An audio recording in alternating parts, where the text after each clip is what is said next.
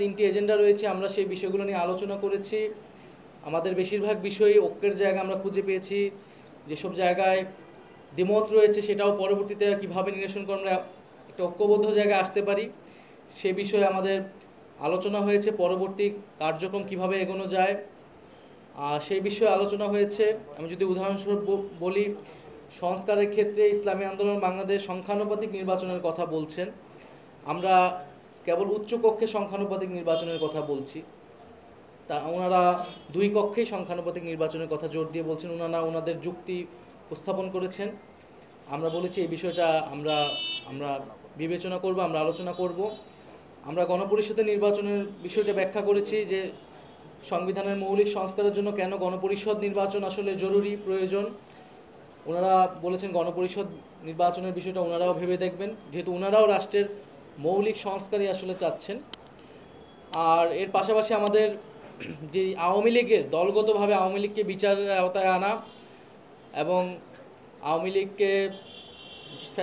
লীগের যে বিচার চলাকালীন সময় আওয়ামী লীগের রাজনৈতিক কার্যক্রম নিষিদ্ধ করা, নিবন্ধন স্থগিত করা ইত্যাদি বিষয়ে আলোচনা করেছেন। আমরা আমাদের অবস্থান বলেছি, ওনারাও এ বিষয়ে ঐক্যমত পোষণ করেছেন। তো আমাদের এই বিষয়গুলো মাত্র আজকে আলোচনা শুরু হয়েছে এবং এটা অব্যাহত থাকবে। এবং যদি প্রয়োজন হয় মাঠেও আমরা একসাথে জনগণকে ঐক্যবদ্ধ করব। এবং আমাদের বর্তমান রাজনৈতিক পরিস্থিতিতে যে আমরা দেখছি সারা দেশে এক ধরনের চাঁদাবাজি, লুটপাট এবং জনগণের অধিকার হরণের মতো কাজগুলো আবারও বাংলাদেশের রাজনীতিতে ফেরত আসছে, তার বিরুদ্ধে আমাদের দৃঢ় অবস্থান। আমরা জনগণকে সেই আস্থার জায়গা দিতে চাই যে বাংলাদেশের মানুষ একটি নতুন বাংলাদেশের জন্য, নতুন রাজনৈতিক সংস্কৃতির জন্যই কিন্তু আসলে জুলাই গণঅভ্যুত্থানে রাজপথে নেমে এসেছিল। যদি পুরনো রাজনৈতিক সংস্কৃতি, পুরনো বন্দোবস্তের জন্য কেউ চেষ্টা করে তাহলে বাংলাদেশের জনগণ সেটা মেনে নেবে না এবং জুলাই গণঅভ্যুত্থানের শক্তি হিসেবে, ফ্যাসিবাদ বিরোধী শক্তি হিসেবে আমরাও সেটা মেনে নেব না। তো আমরা আশা করি যে আমাদের মধ্যে যে আলোচনা হয়েছে এবং স্থানীয় নির্বাচনের বিষয়ে আলোচনা হয়েছে, এটা জাতীয় নাগরিক পার্টি এর আগেও বলেছে, জনদুর্ভোগ এবং নাগরিক সেবা যে পাচ্ছে না মানুষ, এটার জন্য জনগণের ভিতরেই স্থানীয় নির্বাচনের একটা আকাঙ্ক্ষা তৈরি হয়েছে। ইসলামী আন্দোলন বাংলাদেশও তাই মনে করে।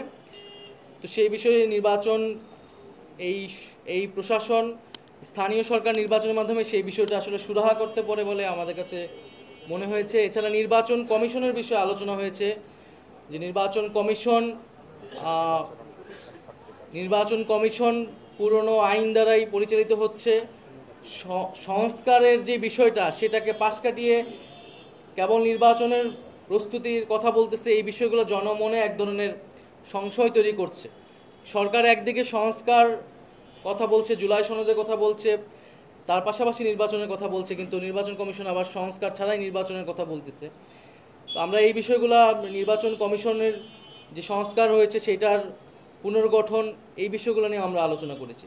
তো ভবিষ্যতে আমাদের এই আলোচনা অব্যাহত থাকবে এবং আমাদের যে রাজনৈতিক দাবিগুলো রয়েছে সেই রাজনৈতিক দাবির ভিত্তিতে আমরা একটি বৃহত্তর রাজনৈতিক ঐক্য, জনগণের ঐক্যের দিকে যাব।